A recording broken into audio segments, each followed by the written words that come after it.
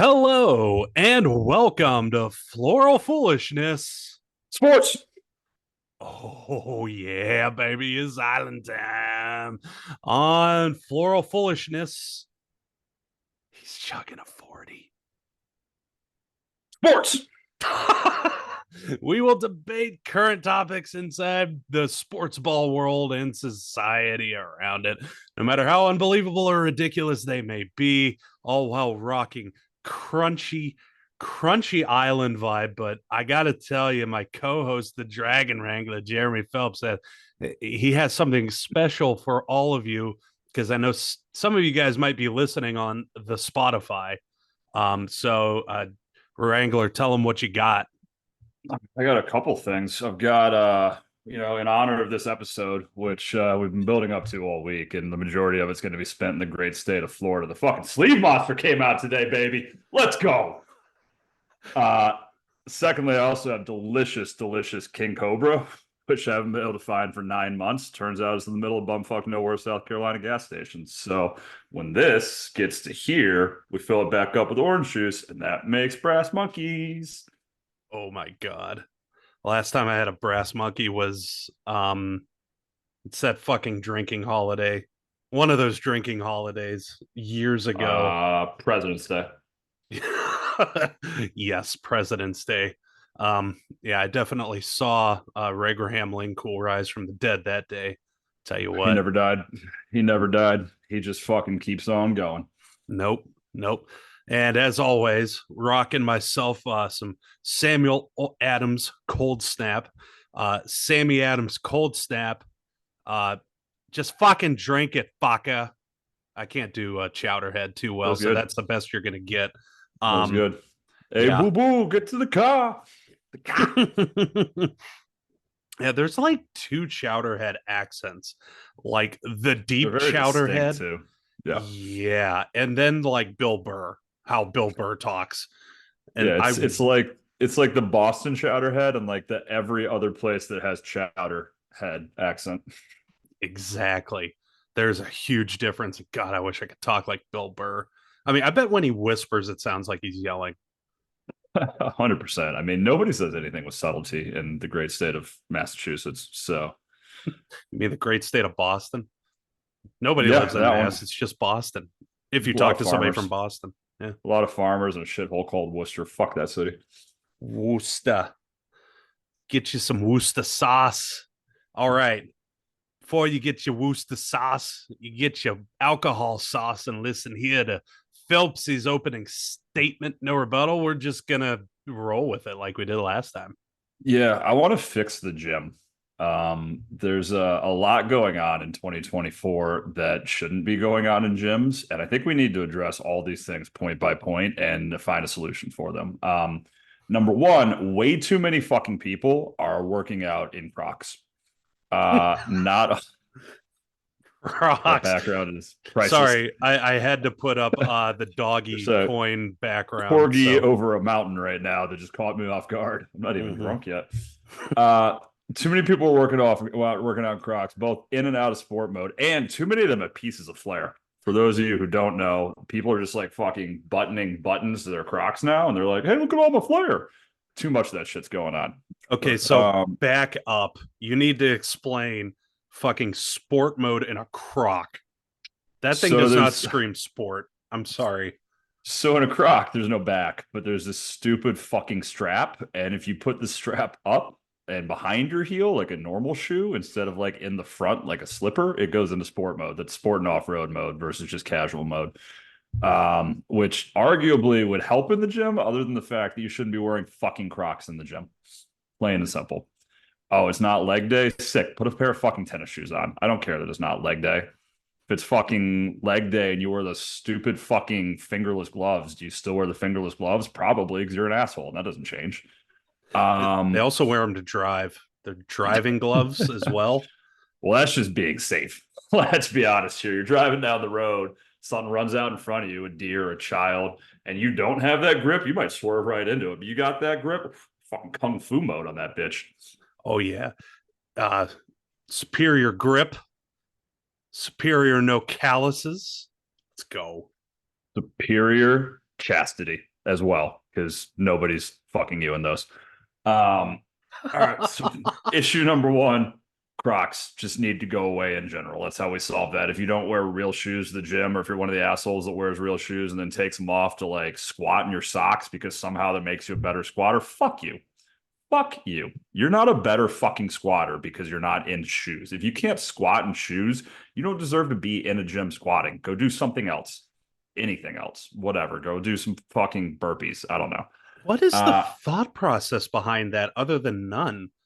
Like, uh it has what? something to do, somebody explained this to me once. It has something to do with like, because there's not, I don't know, you're supposed to be like as flat as you can be. And like if you have I don't know, if you have like shoes that aren't the right kind of shoes on, like it has all that insulation in the bottom. And so somehow it like you're not flat versus if you just take your shoes off, you are flat because you're on your feet. Like that's why people lift in like Chuck Taylors, because like Chuck Taylors don't have any insole on the bottom. There's like no anything there.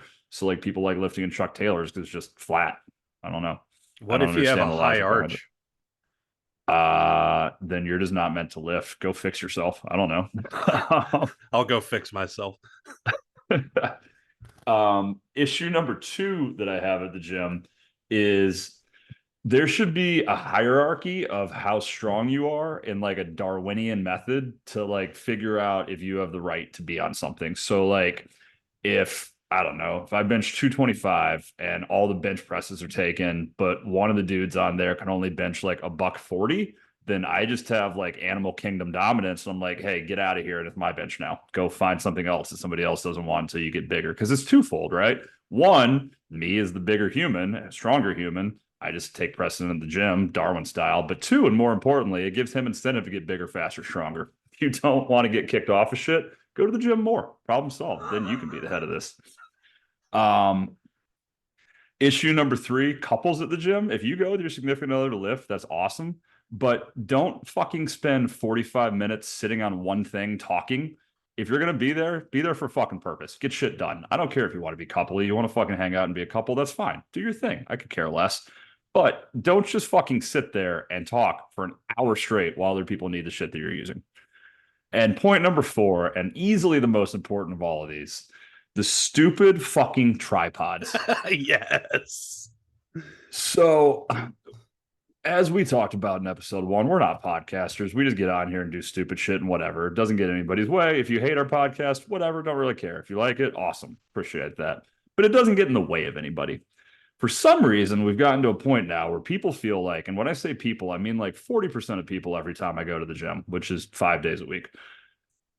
40% of people feel that if they don't get it on film, it doesn't count. Like, oh, this workout did nothing because I didn't film it. I don't know if we're trying to be influencers. I don't know if we just like put it on our dating profile and show people, hey, today I benched 127 pounds. I don't know what the purpose is that everybody under the sun now feels the need to have one of these stupid fucking tripods. For anybody that hasn't seen it, it's like a big selfie stick, and then there's 3 feet coming out of the bottom, and then you put your fucking cell phone in the top of this giant selfie stick, and you just film yourself working out from afar, and it's really fucking weird. Now, And do they nobody also needs it. have the halo on them too? That bright fucking halo thing around them? Not at the gym I'm at now, although the gym I used to go to up in Huntersville, a couple of them, yeah, because everybody up there was like high school age and was still trying to be an influencer. Here, I don't know if it's that we're trying to be influencers and just aren't as good at it or what, but no. But all I'll say is like it needs to be like capture the flag style. Like if you want to put this fucking thing out there, okay, that's fine. But if while it's out there, somebody grabs it and starts beating you mercilessly with it, well, then your flag just got captured. That's your fucking fault. If you want to do it, you can, but you're assuming any risk that comes with it. And as they say in any gym when you walk in, they're not responsible for that. It's your own liability. You want to bring this fucking weapon to a weapon party, then don't be upset when you get beat with it. Capture the gain.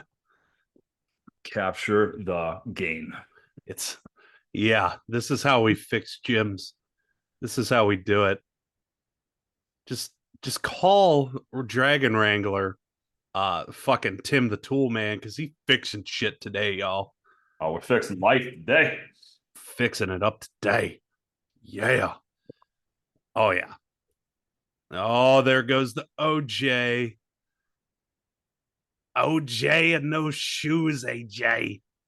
AJ, OJ, and no 40. Oh, you about to get that brass monkey going. All right. Keep the show moving a little bit. AJ, if you want your 40, get your AJ, OJ. It's got the electrolytes. Oh, yeah. Okay. So there's like a smorgasbord of things I could talk about this week. So, so it snowed again. So people lost their damn Nice. mind. That But sounds about right. one of the things, and it may not make too much sense just yet if you haven't lived in a snowy area, is one of the things that gets backed up is the car wash because Everybody wants to get the salt off. exactly, exactly. Pay a little bit of money, washes off the salt. There you go. Preserve your car a little bit.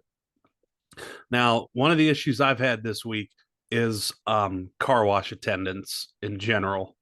Like, Why is that still a thing in 2024? Like, I feel like we've dude, gotten to a point where it's automated. that's the problem. It is automated, but there's Yes. still a dude running around. Just because, like, they feel sorry. Is this like a make a wish thing? Like, his, like, one dream before he dies at 43 is be a car wash attendant? Dude, I have no idea. I don't think it's volunteer though. Like, I think people actually sign up for this job. And I think No, they do. Yes, they no, do. They that can't have be to. true. I have Is seen this like so a many people prison at this like work place. assignment thing where like you get out of jail and they're like, we've assigned you to a car wash to see if you can acclimate in society? I can't answer that. I don't know. Maybe it is, maybe it isn't. But I mean, it's fully automated, right? So like you drive up, there's signs everywhere that's like, do you want the cheapo shit in which we get out like a scrub brush and I scrub one side of it? Or do you want the shit that works? And it's you go up, you put in your card and stuff.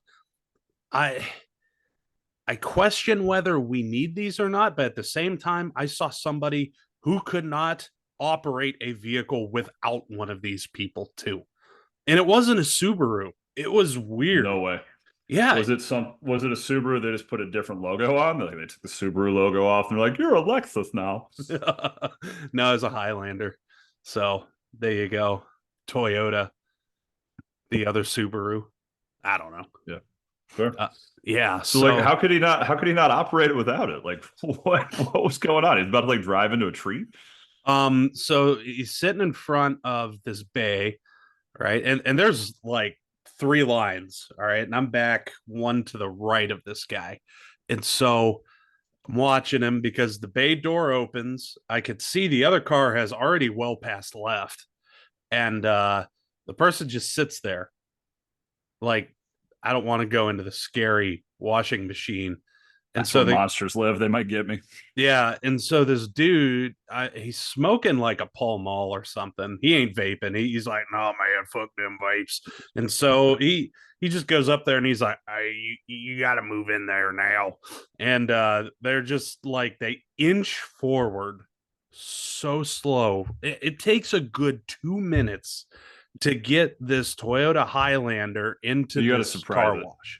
It's the only way Yeah. you get the car wash to get you wet is you have to catch it by surprise. Oh, this I think it was surprised. But then on the other side, I'm behind this like jacked up F like 150. The dude lifted the shit out of it. It is, I think it's like 14 feet 8 inch clearance. It is at 14 feet 8 inches, maybe. Like, take out some air from the tires to get under this thing. And so this dude just fucking whips in there like, yeah, I'm gonna pick him up truck. I'm gonna destroy this brick building. Woo, tiny dicks. All right. Oh yeah. Oh yeah. God, that might come up again. Who knows? But Dicks may be a theme of the show, yeah. it might be. Um so yeah. And at the end of the day, the guy, he's just sitting there fucking chain smoking Pall Malls and like he tries talking to people like and I get it.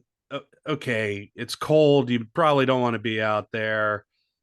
But like, come on, man. I know how to operate a fucking car wash. It's pretty easy.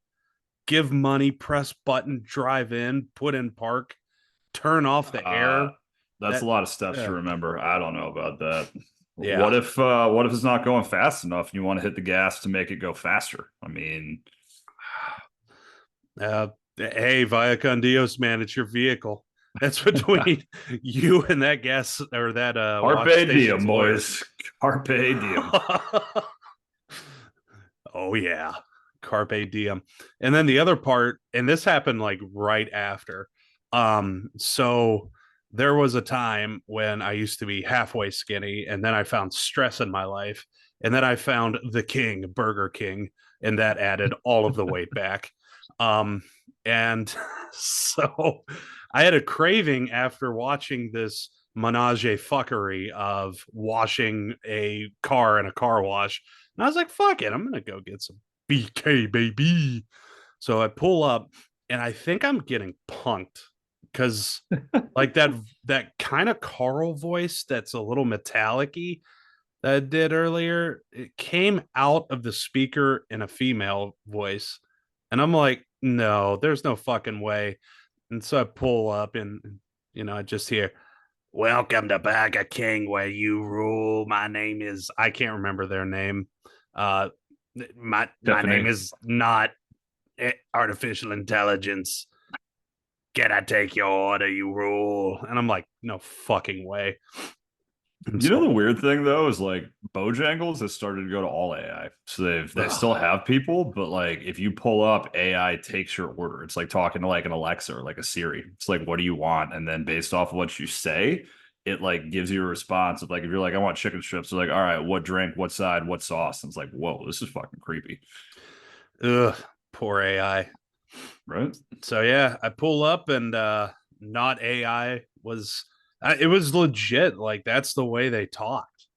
I was like, holy Huh. shit, people like this exist. Just So they're working for ugh. cigarettes every day as opposed to money. That's rare, but still possible, I suppose. They probably split a carton of Pall Malls between them and the washing guy. They're just back You and only forth.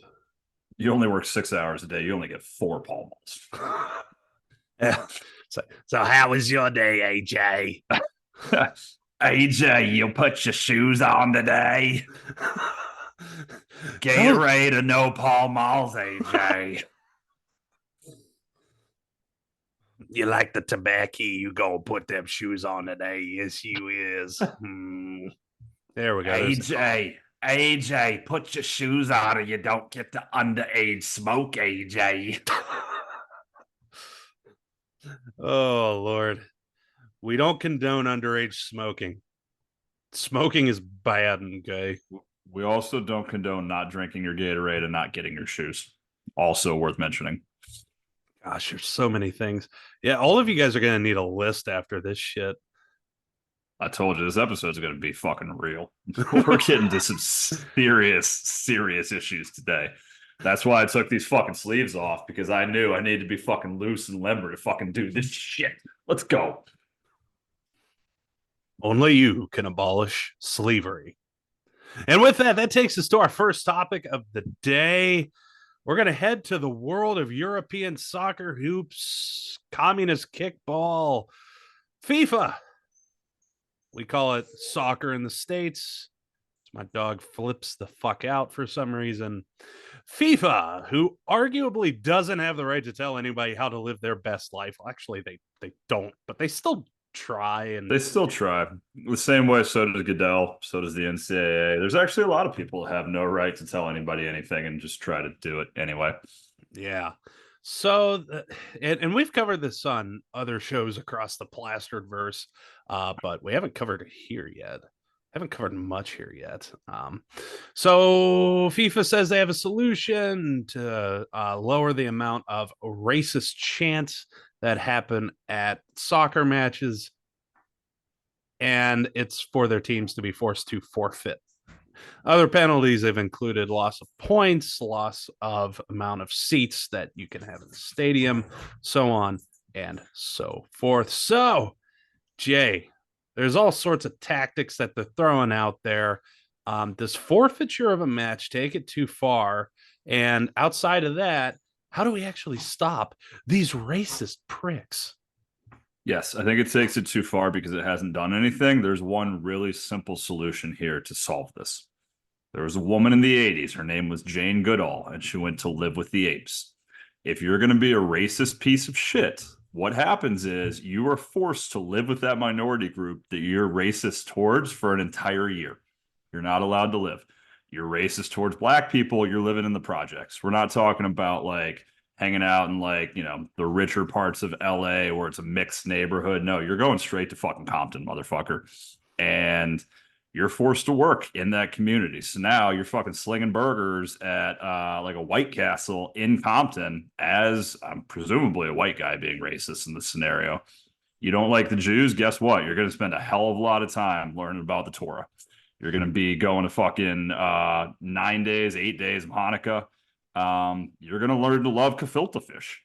If, for some weird reason you decide that it's the Latinos that you want to be racist towards, not only are you moving down to Guadalupe, Mexico, but guess what? Quinceañera, motherfucker, you're even going to get your own. I don't care if you're 47 and just a piece of shit.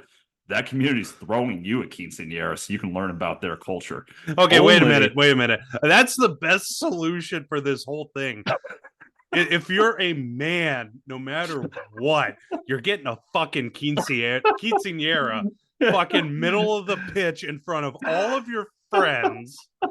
It doesn't even matter who you're racist towards. Like, you're racist towards the Asians, you still get a quinceañera. Yes, everybody gets a fucking quinceañera. Every fucking person. You have to take the time to learn their language. So you have to actually do a speech at your own quinceañera in Spanish. And if you speak Spanish as your native tongue, good luck because you're doing it in Russian.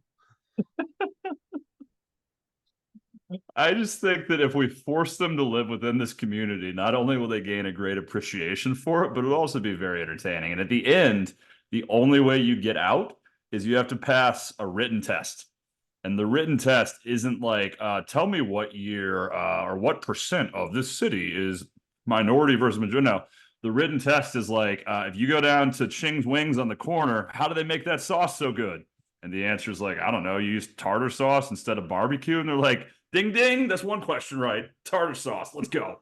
If it's like, I don't know, if you're racist towards white people, because I don't know, maybe we are. It's like, what do you do to make anything better? And the answer to get out is you just add mayonnaise to it.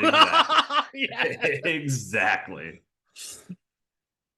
I just think that there's a certain level of, they say that a lot of homophobes are actually secretly kind of gay themselves and just don't want to admit it to themselves. I think there's a certain level of that with racism. It's like, if you're racist towards a black guy, it's probably because black guys are way cooler than you are, honestly. And there's just a level of like, man, I want to understand what makes them so cool so I can be cool too. So really, we're killing a lot of birds with one stone right here. Or, as Peter would like you to say, we're feeding two birds with one scone. Okay. Is PETA an entity we can be racist against? I'm just not a fan of PETA. I don't think they identify as a race, although I feel like it's mostly white women. So I guess you could be racist towards Caucasians, and that would kind of like be being racist towards PETA. That's how I live every day of my life. Fucking honkies. Let's go. Is your internet unstable again? Hell yeah, it is. Unstable again. Let's fucking go. Oh, it's unstable about how it's unstable over how great we're solving these world's problems right now. Yeah, it has no idea what to do. No, I was just saying that I love being racist against honkies. That's how I live my life. So, hey, honkies have it coming. No, I just think that, like, yeah, you can penalize the team all you want, but penalizing the team is not going to do anything for the fans, right? It's not going to solve that problem there. You need to penalize the fan individually. And how do you do that? Overexposure. Yeah, FIFA's taken quite a few different actions lately when we think about fan conduct.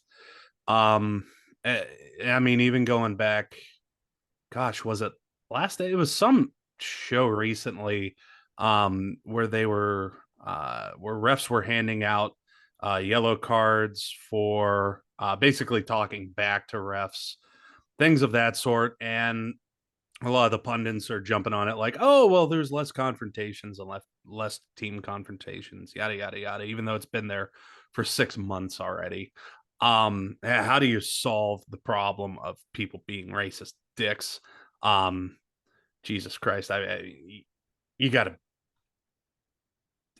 teach obviously how not to be a racist fucking dick. Oh, almost But like overexposure. Yeah. but at some point, I mean, at some point, enough is fucking enough, right? Um, because of soccer hooliganism, there's been a lot of very terrible incidents. I mean, you could think about the Hazel disaster, which a lot of people lost their lives between Juve and Liverpool. A lot of supporters lost their lives that day. It's a huge problem, unfortunately. And is there really a simple solution of okay, your team's going to forfeit? That there might be something to that, maybe. I mean, if these fans love their team more than anything else, including themselves, then yeah, it might work long term. It might. However, it's I think that there should be still penalties against a team, but See, but I think I there's don't a know if flaw with that forfeiture's though. too much.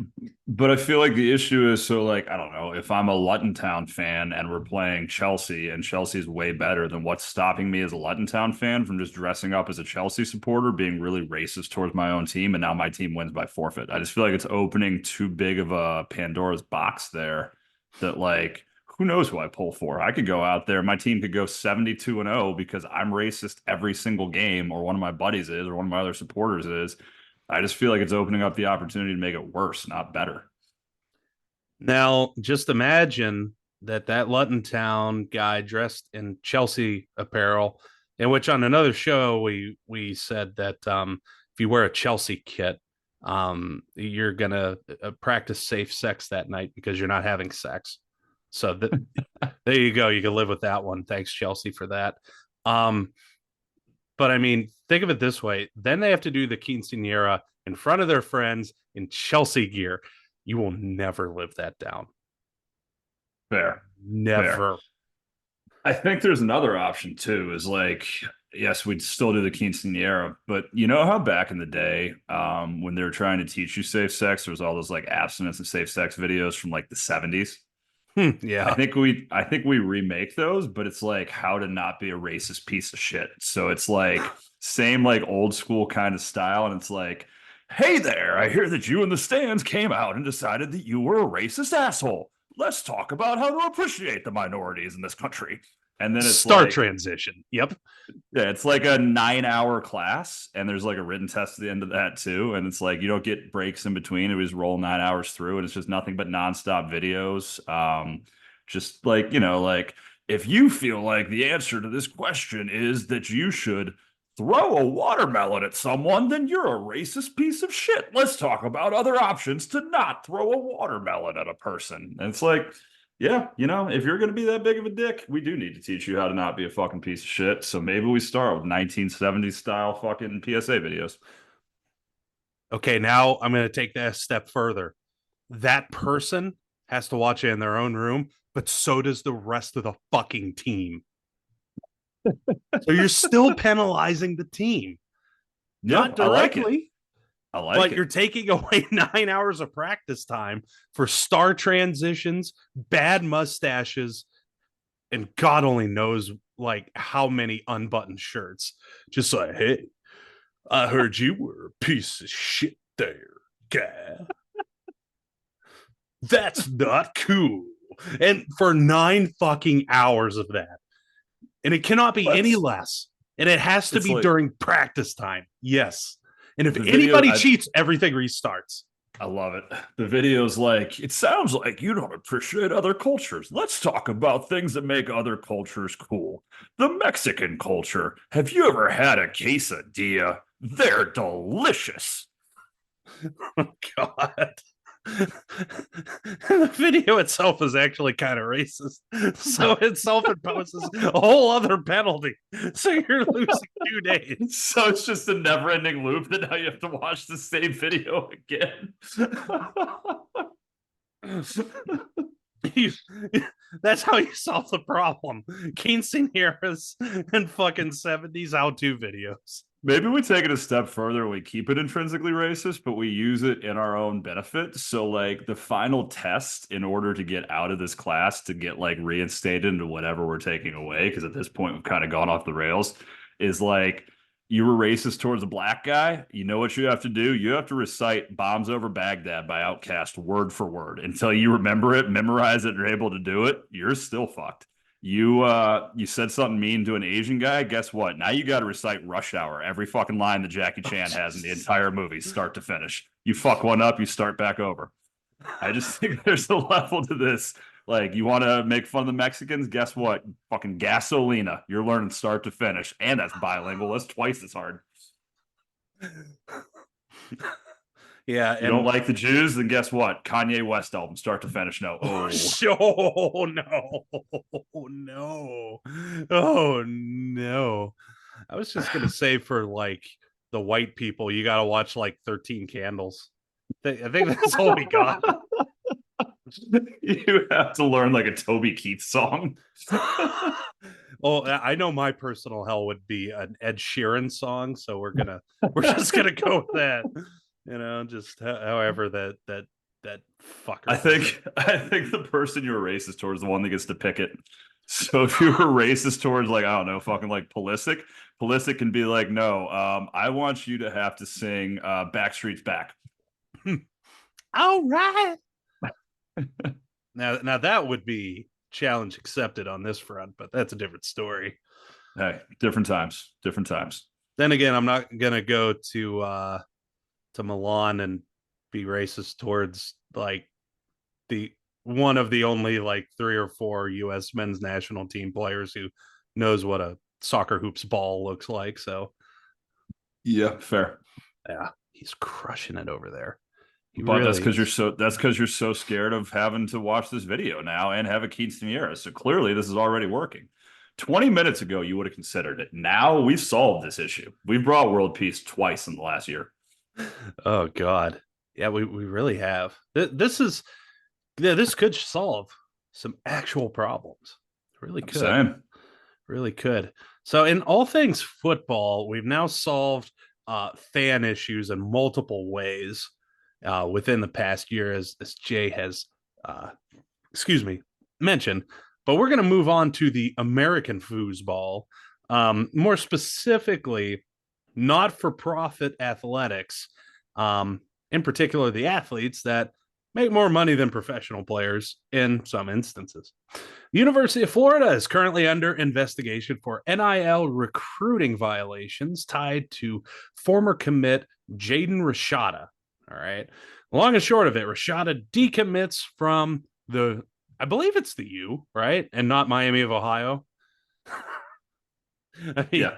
That would be like, yeah, I'm going to decommit from the community college and go somewhere where they know what a book is.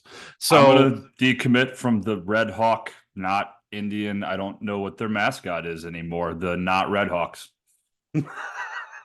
Yeah, so it's the U. So he decommits from what? Oh, God. In our not racist test series, if you're racist towards the Native American, you have to beat the dealer at blackjack. Oh God. That's how you get out. Oh, that is awful. Oh, that is awful. Oh, Christ. King Cobra. Folks, don't drink brass monkeys around people. Bad idea, always. Yeah. So anyway, so Rashada decommits from the U, commits to University of Florida Gators because there's no rivalry there. No reason for it. The Gators apparently had some more NIL ready backers for Rashada. So Rashada and the third party, who in no way was a university booster, because that never happens in the state of Florida, then backs out of an already inked deal. Rashada then decommits from UF and commits to his dad's alma mater, Arizona State. Sun Devils, baby. I mean, I love me some Sun Devils. I'm weird. I love the Sun Devils. I love University of Arizona. It's weird. Anyways, don't ask. I'm the worst fan on earth. But he commits to Arizona State, or as you might know it, the bedlam of American football. So the topic, two-parter: should the NCAA be allowed to punish Florida for recruiting violations on a student athlete who ends up attending another institution? We're just going to stop with that one. We'll come to the second one once we have thoroughly hosed this topic. Quinceanera is always on the table, though. So, Jay, take it away. I think this one's murky for me. I feel like, yes, because you did break a rule, but at the same time, if he went to another institution anyway, clearly you didn't break it well enough. And there should be a bigger punishment for not getting the kid to commit when you break a rule and getting caught than for actually getting him there. I think there's a level of it, but I also think the fact that he doesn't end up there, I think the punishment in my eyes becomes a lot less severe. And I don't know that NIL violations are actually being enforced very harshly now as it is. I feel like most of them are just legitimate slaps on the wrist where they're like, hey, we said you did it, so don't do it again, you poopy head.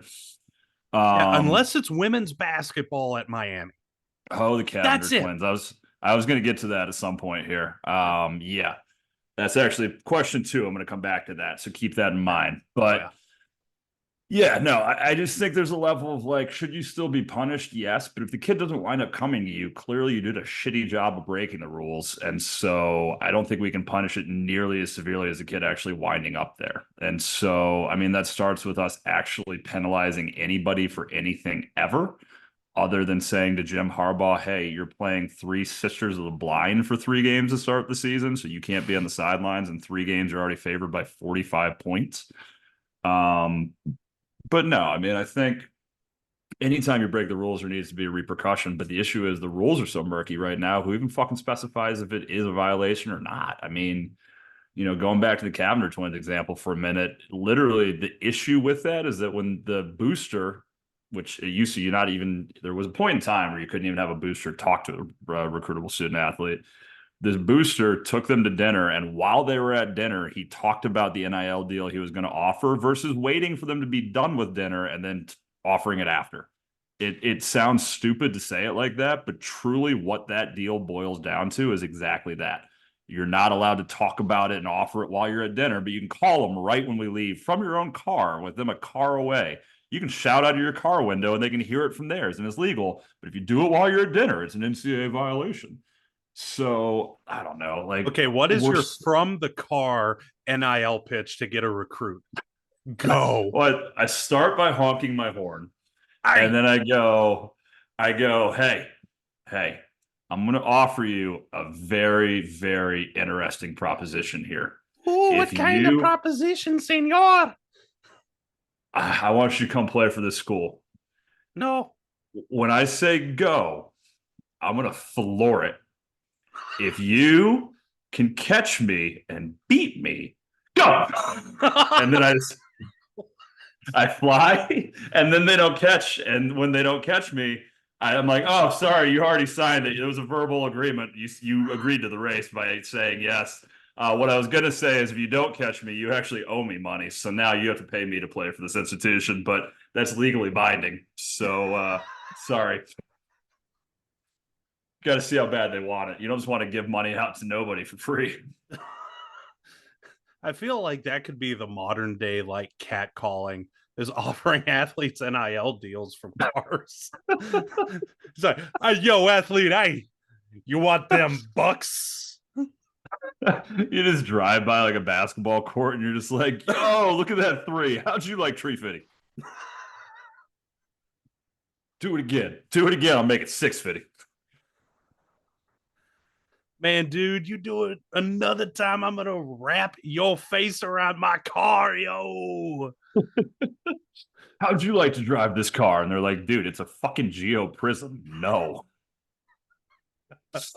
Just spray painted me on there. Just in the front, it just says NIL. I'm going to offer you an NIL deal. And if you say yes, it's all yours. And then you just pull up in this NIL Geo Prism. Oh, the sad part is that would work on so many college campuses. Like, Oh we're yeah. not talking about, like your big time college athletics, but if you were to give like a piece of shit Geo Metro that says "nil me" on the front, spray painted in different colors, spray paint, rusted out, to some like baseball player in the middle of the Midwest, they'd be like, "Well, I got a car." Hey, I can get from Topeka to whatever city's next to Topeka. To out of Topeka. Yeah. Out of Topeka. Yeah, so I All totally right. derailed your statement. Get back to it. So you kind of left off at yelling NIL deals out of the car, and then we went on that I'm tangent. just simply saying that, like, if we're picking and choosing what rules we enforce right now, then can you enforce a rule against Florida for a kid that doesn't even commit there? No. Or that decommits from there? No. Until we actually have a line in the sand of what is and isn't legal in this uncharted territory of NILs, I don't think you can ever discipline anybody, which is going to kind of be talked about in point two here. So to answer your question, no, I think yes, you can penalize Florida, but I just don't think it's a very harsh penalty because the kid wound up fucking decommitting as a 4-star recruit, and that by itself is a bad enough, I don't know, penalty in its own right.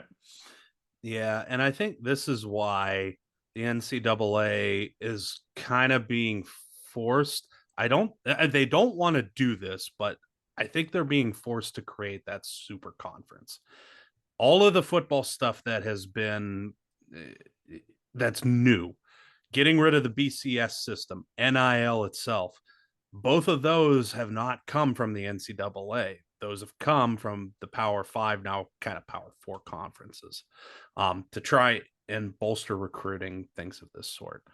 So to get back to it, the question itself, should the NCAA be allowed to punish Florida for recruiting violations on a student athlete who ends up attending another institution after not signing an NIL deal? I don't see how they could. However, I could see how Rashada could go after that booster for voiding an Yeah, enforceable contract. not So, contract fulfillment. Yeah, that's yeah, actually a great point.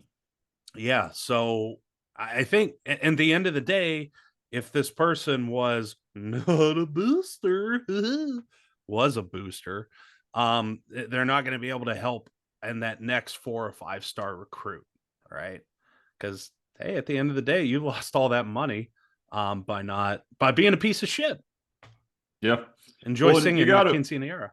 you got to imagine if you're Florida, you're not going to let him be a part of any deal moving forward anyway because he just lost you a 4-star recruit. But is it not? Is it not fucking laughable in its own right if you're the NCAA that literally recruiting now has come down to people who aren't even affiliated with the institution? Like Florida's coaches did their job to flip a recruit to come to them. They lost this kid literally because of nothing they even did.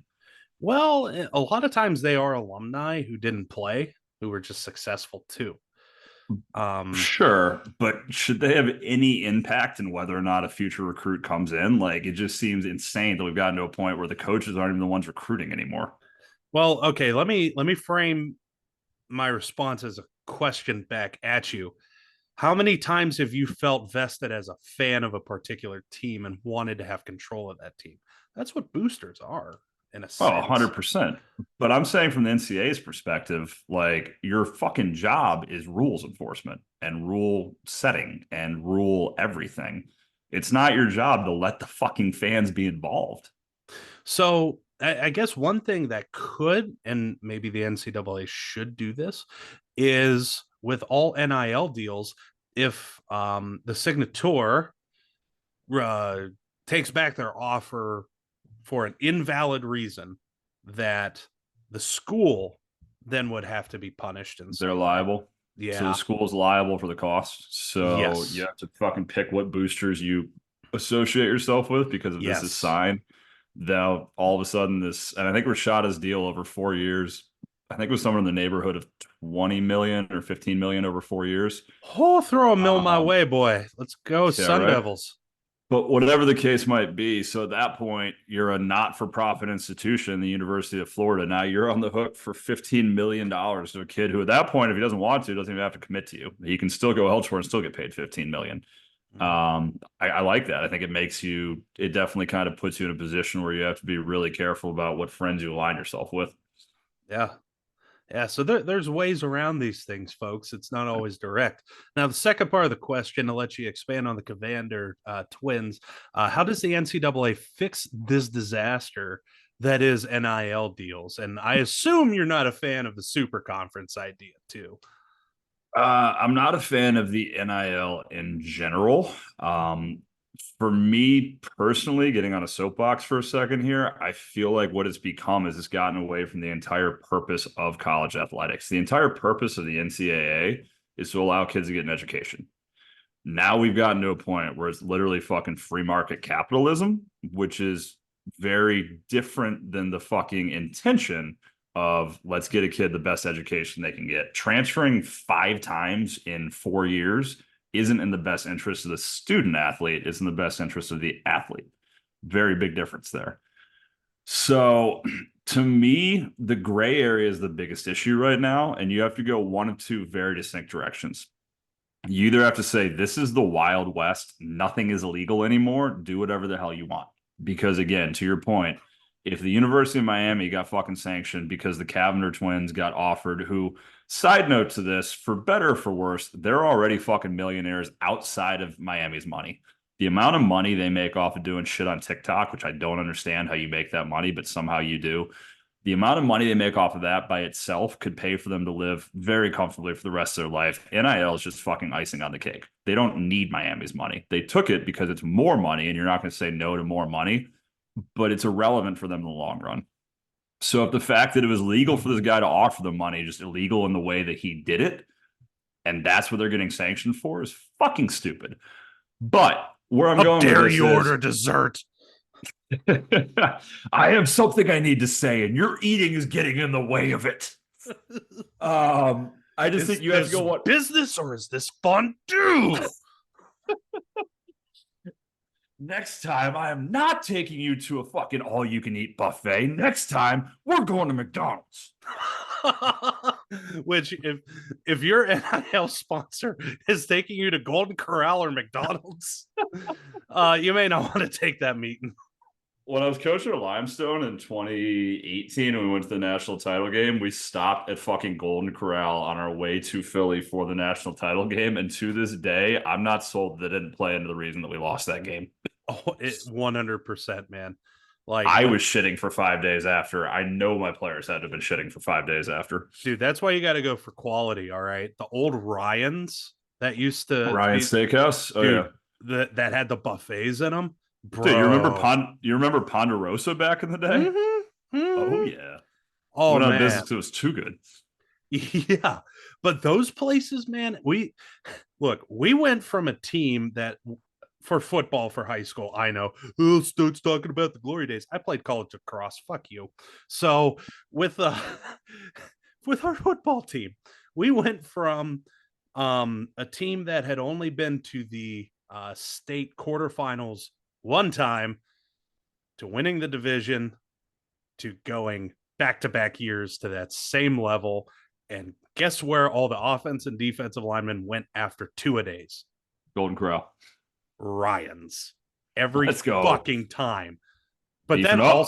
also our across-town rivals would kind of go the same one. So sometimes it got a little murky. But hey, we did it. We were there. Way to be. Hey, way to be. Way to be. But no, I think you have to go one of two ways. The gray area is what kills you. Either you say there's just no rules at all. Throw any money you want to anybody ever. Throw as much of it as you want to them. Anybody can throw it to them. There's no rules. Just fucking go. Nothing's going to be enforced, which is sadly more the way the NCAA has gone lately, that they're just fucking deregulating everything. You can literally do whatever the hell you want. The fact that Matt Rule came out and said it's basically going to cost you, what is it, $2 million to get any quarterback out of the transfer portal. I think Deion Sanders came out the other day and said on Pat McAfee's show, like, what it costs per player in the transfer portal to bring a kid in now, which is insane that we're talking about that. But I guess that goes to my point that, like, the other option is if you're not going to just deregulate everything and the NCAA still wants to have some say in it, then you have to go to a free agency structure with a cap. Right? Salary cap exists in professional sports for a reason. It's to keep competitive balance. we've gotten to a point now where back in the day, Boise State doing what Boise State had done for as long as Boise State had done it in football will never happen again because NIL exists now.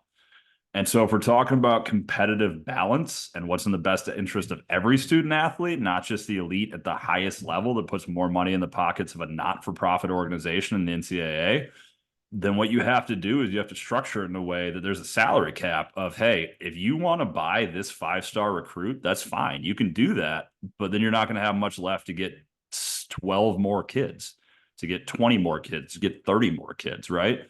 Because now we've gotten to a point where literally it's like, hey, if the University of Georgia wants to buy every 5-star recruit in the country and they have enough people to do it, they can do it. And they can never lose a game ever again as long as they're a program, because every year they're bringing in 35-star recruits, which is stupid and completely against the entire purpose of the NCAA.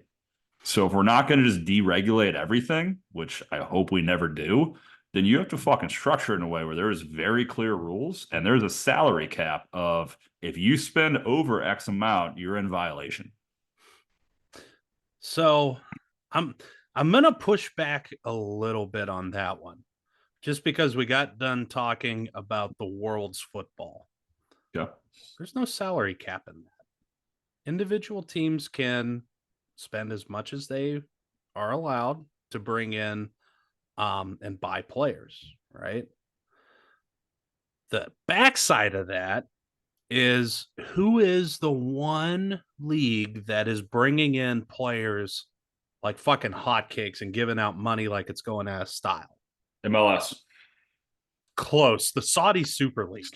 All right. And so this one hits close to home for me. I should have worn the Liverpool kit today, but I didn't. So Jordan Henderson, captain last year for Liverpool, ends up getting purchased by the Saudi League, gets paid bajillions of dollars and Corvettes and just the whole 9 yards. He barely makes it to the transfer window.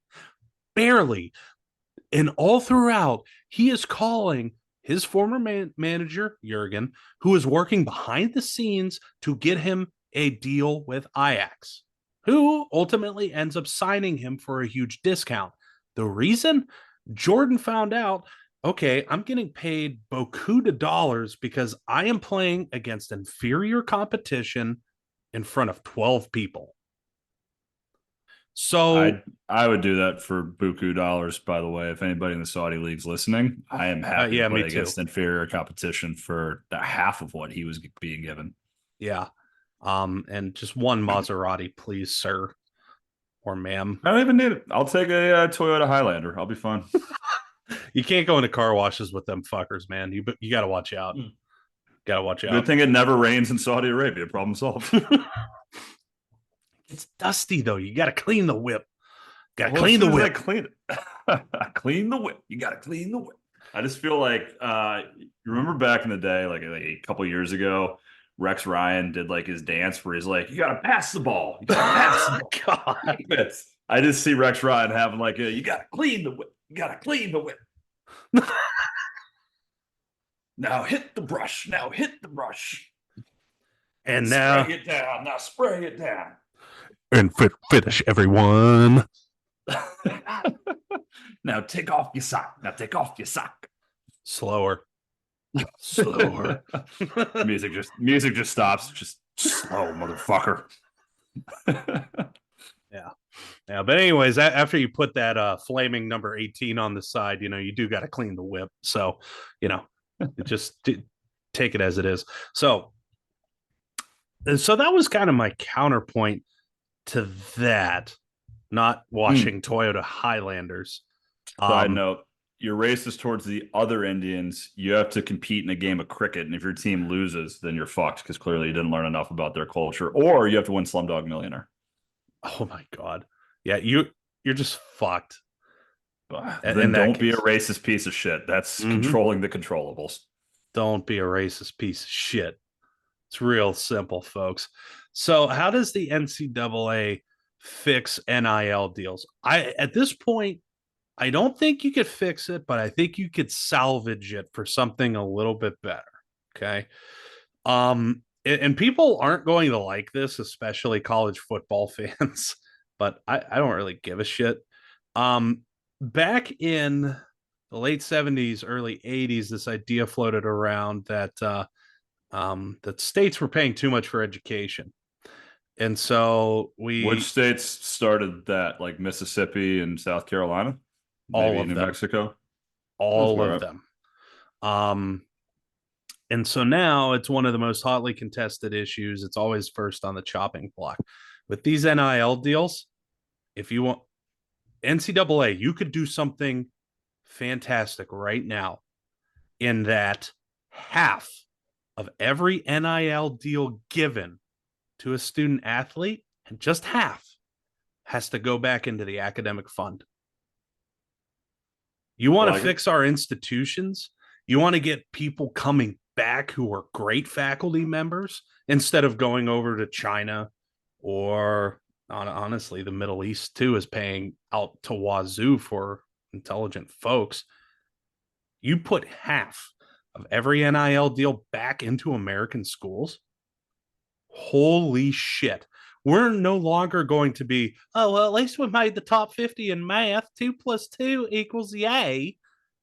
Then we're So actually going to produce shit let me again. ask you this then. So if you're Florida, Michigan, Ohio State, great, you got buku bucks. What if you're fucking Coastal Carolina? What if you're Troy, who Mm-hmm. your scholarship fund is nowhere near that level? Are we now giving half as much money to prospective student athletes because they can't afford to double it? Dude, at that point, you're not even in the same league. No, and I understand that. But until the NCAA changes it to have three divisions, Division 1A, one AA, and one AAA, that they're still in the same. Yeah, for now. But it sounds like this is coming down the pipeline fast, is what I'm getting at. Super Um, League, which yeah. we've talked about it before, but if you're going to go Super League, there's no reason for the Power Four now, it used to be Power Five, Mm-hmm. Power Four institutions to be a member of the NCAA. You're better Mm-hmm. off from a monetary perspective breaking off and just doing your own thing at that point. Except for that pesky little 501c3 in that they have to have an educational mission. And how on earth are you going to justify that when it's going to go directly to the Supreme? Well, not directly, but it's going to go through a lot of legal channels and The end up in the same way Supreme you Court's hands. Same way you justify it now when the NCAA is $1 billion a year industry. 2 billion. Yeah, exactly. But couldn't And you also too? Because no, I think there's something to be said about that idea. Like, I like the idea that if at the end of the day the mission is to help education, like I agree with you. At that point, you're not fixing the competitive balance, but at least you're doing something good other than making kids rich. right, right. Then you're helping out everybody else. All Yeah. right. And yeah, you can call it socialism or whatever all you want, but everybody in that top tier is doing it too. So Hmm. least we could do is take a little bit for ourselves. Well, Speak. I think I would go a different way with that as well. I mean, rather than so if we're talking about purpose and we're talking about mission, the purpose and the mission of the NIL, if you go back to the beginning, is that student athletes felt like they weren't getting enough. They couldn't work jobs in order to be Mm-hmm. able to pay for a livable, I don't know, ability to live, whatever. Mm-hmm. You're getting a free education, free housing, and free meals. So I don't know why you need more money, but sure, not able to fucking live. So that's the point. Why does receiver X from Ohio State need $6 million a year in order to live if the purpose and the mission of the NIL was just to give livable wages for athletes who are committing their time to getting a degree? So I don't know, man. Like I think there's a lot to be said about what you're saying, but if we're going to talk about repurposing money and reallocating it, like couldn't we just say that now if you have a salary cap, you're not allowed to offer a student athlete more than $50,000 a year, which is a very livable wage, which is the initial point of what we put an NIL in to begin with. $50,000, more than a livable salary for a 19-year-old who throws the football real good. And then it also restores some competitive balance and allows you to contribute more money to anybody else who you want to. Well, maybe I'm just not a fan of salary caps. I That's get it. my thing. But at the same time, are you then a fan of competitive imbalance? Because that's what you're getting. If you look at it, most of the most popular leagues in the world are competitively imbalanced. From Soccer, soccer and baseball, yes. Any other mm-hmm. sport, no. And NASCAR. that's NASCAR's heyday was when it was competitively imbalanced in favor of the King or Earnhardt. fair. Fair. But I just think there's a certain level to if you're one of these institutions, if you're Ohio State, if you're Florida, if you're Texas, if you're USC, you're already going to get the best players. Mm-hmm. So now we've gotten to a point where you're just going to buy the best players, which what institution does that for anything outside of college athletics? Nothing. Nobody's like, hey, you have a 4.0 GPA and a 1600 in the SAT. We're going to go above and beyond what we're giving every other student in order to get you to come to our institution. Nobody's doing that from academic perspective in the sense of like Harvard's not saying, hey, we're going to give you not only a full ride, but we're also going to give you another $1 million on top of it just because you're a really good student, which at the end of the day is the entire purpose of the institution is to Some of make them great are, yeah. For those high end students, yeah, they are. They're going above and after it with, beyond full tuition. yeah, like fellowships and such that do pay out. Like, okay, you're going to be preferred for like an internal fellowship or grant. They do that. Yeah, absolutely. Above and beyond what's already being given. So the fellowship gives them more money on top of that.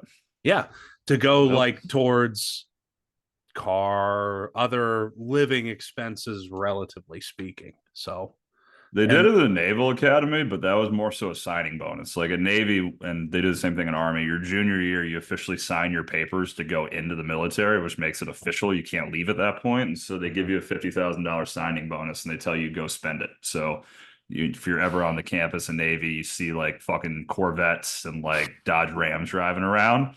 And it's like, oh, because they told me to have 2 years of fun with this car before I go over to Kuwait. So now they're going right to officer school in that thing. they are. That's fair. So they're going to San Diego. But Yeah. yeah, Yeah. Yeah, go Navy, beat Army. So, that's yeah, right. it's NIL deals in a nutshell. It's a lot of issues, not a lot of solutions, but hey, maybe we can make a little something of it to make life just a little bit better. Maybe. Probably won't, Maybe. though. Nope. No, it'll just go into Mark Emmert's retirement fund. So, with that, we're going to stay in America's, I would argue, second favorite gator farm because the gator farm outside of Alamosa, Colorado, does have the gator from Happy Gilmore. Happy. So I'm going to put an asterisk next to America's favorite gator farm, being Florida. America's biggest gator farm. Yeah, America's big. Yeah, we can Oh, we'll make go fun with of that that. one. Yeah, so we're going to stay in America's biggest gator farm, Florida, for a story of Low lies. rider. Florida. For a story of lies, deception, and murder. Okay, that this time not so much murder, but I think that voice, this inflection, tells you that it's time for the Dick's Sporting Goods, not the one you think. Unofficially sponsored Giuseppe Stromboli Redo of the Week. Yeah, there's a lot of this. In The honor of the bang noodle. yes, the famous remake of a popular series of books out of the UK, in which the author turned out to really not like certain types of people, but this person plays Racist cool. dick. Son of a bitch. You got to go learn how to make pasta. Son of a bitch. It all comes around. That was unintentional too. We really did just solve the world's problems. We did. We did. I forgot to ask what voice should I do the rest of this in? Well, obviously, Ja Rule now. Murder, come to fire first. Fuck. Oh God. Okay. I'm gonna lose my voice. All right. Yo, in honor of the famous remake of the popular series of books out of the UK, that's the United Kingdom, y'all, we honor the pool playing, bang noodle wielding, and absolutely from the state of New Jersey. Where you at? We going reggae up in here with our Giuseppe Stromboli redo of the week.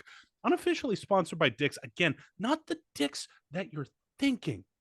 It's not. It's not. Across the country, we have thousands of Dicks.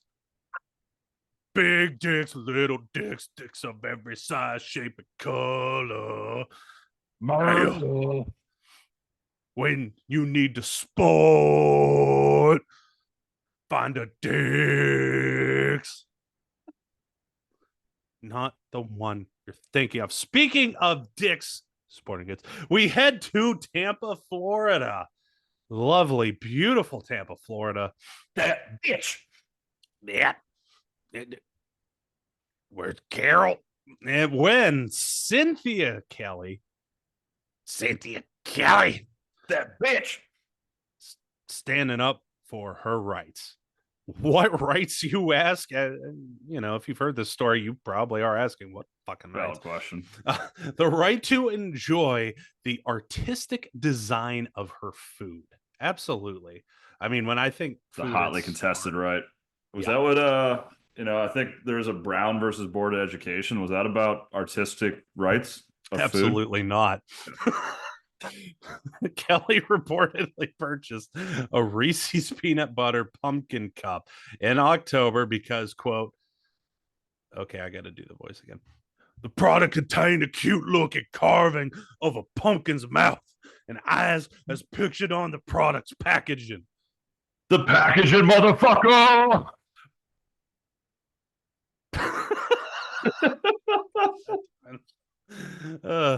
Spoiler alert, when she opened, said Reese's peanut butter pumpkin cup did not look cute, nor have the carvings of pumpkin's mouth and eyes. Those bitches.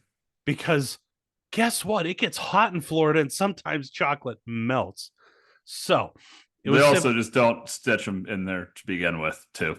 Yeah, there's that aspect to it, too. It was simply shaped like a pumpkin. So what does any sane, rational human being do? You file a $5 million class action lawsuit, which means other people are involved in this. Come the fuck on. She wanted the entire state of Florida to come behind her and be involved. Yes. Yeah. Have fun with that. Against the Hershey Corporation for misleading, deceptive, and fraudulent representation. She goes on to cite a 2019 YouTube video in her suit that claims that the product is a monstrosity, but that the taste is quite nice. For context, a pack of this product costs $4.49 unless you go down to the Circle K near my house, in which you can get it for $3 if you talk with the guy long enough, although he's creepy. So in this scenario, your Mrs., presumably not Ms., because of everything I just said, your Mrs. Kelly's attorney, probably fresh out of law school and about to be debarred. What misleading, deceptive, or fraudulent practices do you do to get your client the $5 million in Skrilla she so rightfully deserves? Why don't you start us off on this one, buddy? I need a minute. It's a lot to take in. It's so much to take in. Fire away.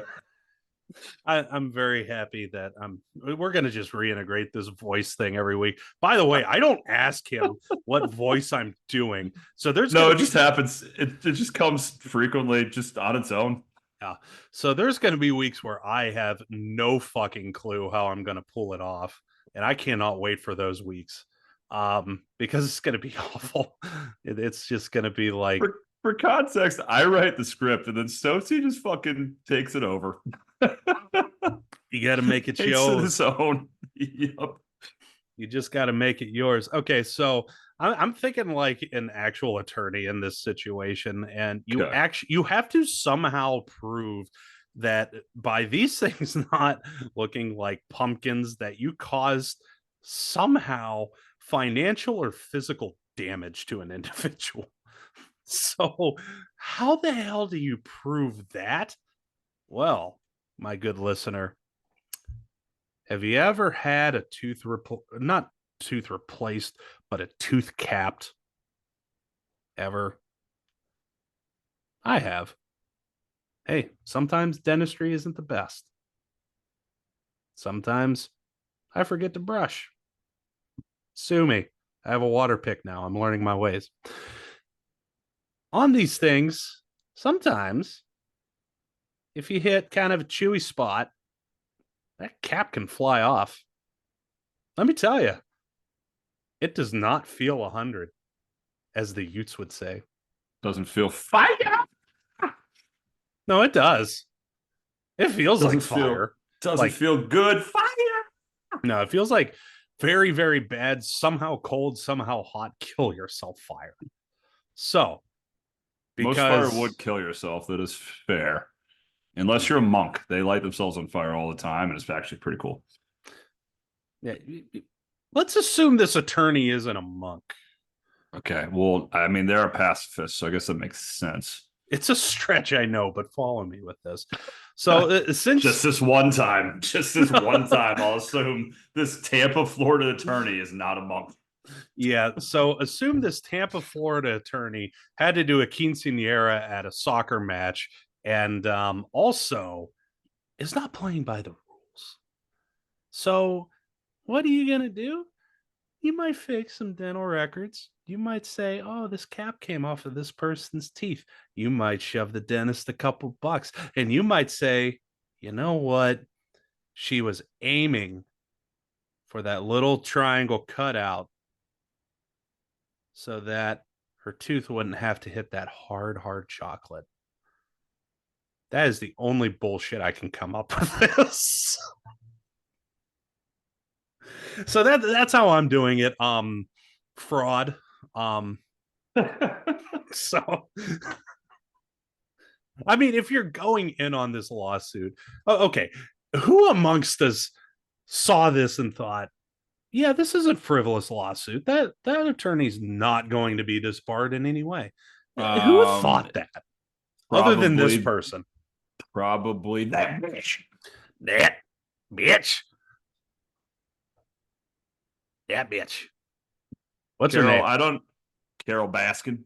Cynthia I don't. Kelly.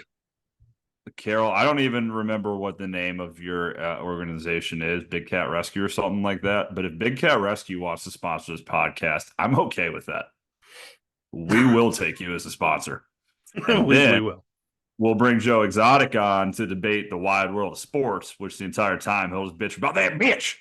We'll be like, hey, Joe, who do you think's gonna win the Super Bowl this year? And he's gonna be like, those bitches, the fucking 49ers, the bitch. No, I think it's going to go something like this. Hey, Joe, who do you got in the Super Bowl? He's going to say, Dix, but not the one you're thinking. And then just flash everybody. No, actually, in his case, it would be the one you're thinking. Yes, exactly. Exactly. But, but doesn't it make it funnier? What if it wasn't the one you're thinking? Ooh. Anyways, continue with your answer. But a twist. All right. So I've got two for this one because it's very near and dear to my heart. Answer number one, though, we have to leave the great Why state of is Florida. it near and dear? Because I care about this issue, obviously. Hey, I'm basically a fucking Florida man right now with my fucking 40 and my sleeves missing, and I'm Holy a little shit, drunk. you are. That's every man from fucking Florida ever. So this was not a Tommy Bahama. This was a $5 Rock Hill Goodwill shirt, but it might as well be a Tomas Bahama. So number one, though, we have to leave the state of Florida, which is very disheartening because we're going to look very out of place with our fancy, fancy Tommy Bahama shirts. But what we do is we wait for December. We go to the city of Philadelphia. The city of Philadelphia is known for something very special. What are they known for? Throwing batteries at Santa Claus. Eagles fans have done that more than once. So We grow a big bushy beard. I know this is a woman in this scenario, but she puts on a big bushy beard. It's 2024. She identifies as Santa. She goes to Philly. She gets batteries thrown at her. She has a couple of these fucking Reese's pumpkin things because, October is not that far from December in her pocket. And as one giant fucking D battery hits her in the head and the temple and she gets knocked over, a couple of these fucking Reese's fall out of her pocket. Next thing you know, Reese's is at fault because their fucking pumpkin things were the reason she got knocked unconscious while dressed as Santa in Philadelphia. That's it. Number one.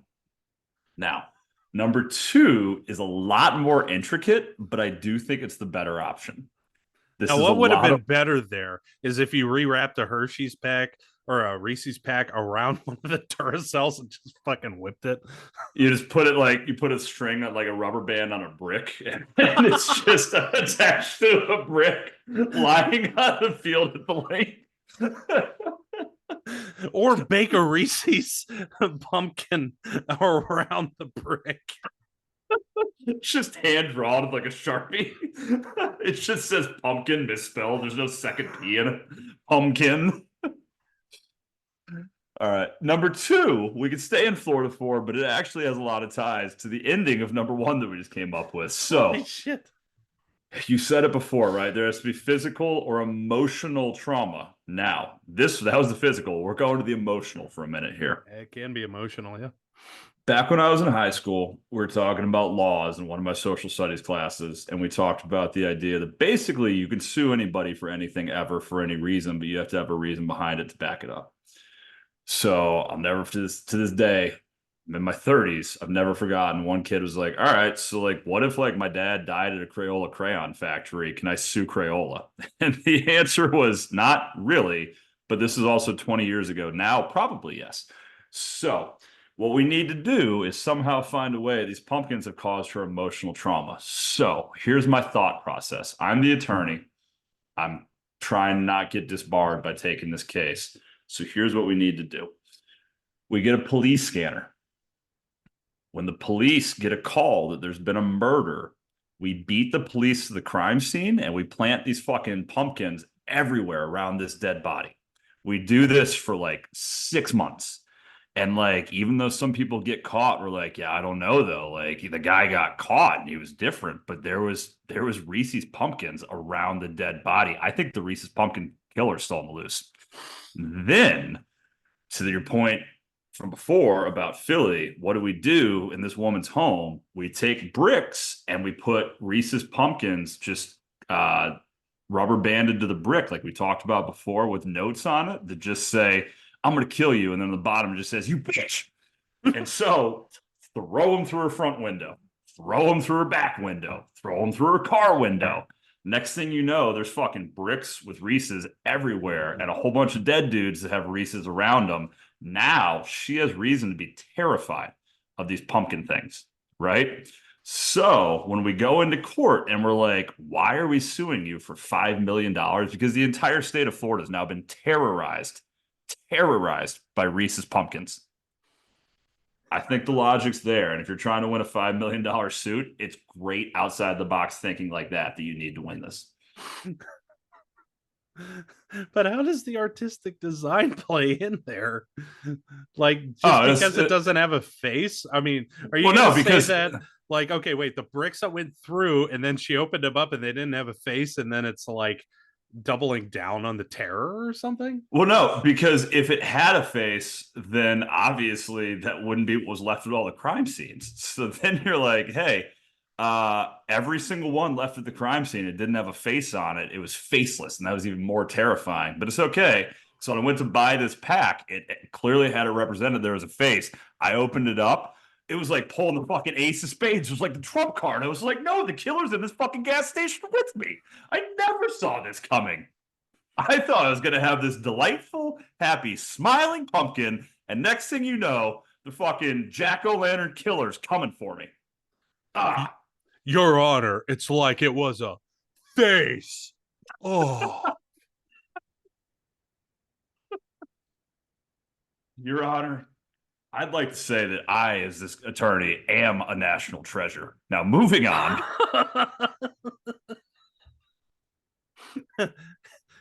So, so what we're saying here is there is actually a road to salvation here, but it is paved with bad intentions and bullshit. What about that is bullshit? All of that is a very honest living. Oh, honest indeed. God, I think we learned something today that we lose a lot of brain cells in our day to day life. It's fantastic. Don't mind me. I'm just pouring another brass monkey here. Jesus Christ. All right. I just Well, drank it down past the label, bro. God, they're delicious, but they bring out something in you. Spilled it. Damn it. You bitch. Oh, without the lemon pledge, I know clean. All right. Let's go ahead and close this out before we get ourselves into more trouble. Week 2 in the books of Floral Foolishness, Sports. where it's always island time, baby. We thank you for joining, and we hope you enjoyed it as much as we did. I'm Stoczy, joined as always by the Wrangler, the Dragon Wrangler, Jeremy Phelps. What is? That was a D and a W. Oh, he's making up his own signs now. That's what's up. And as always, you stay tropical, Las Cruces, New Mexico.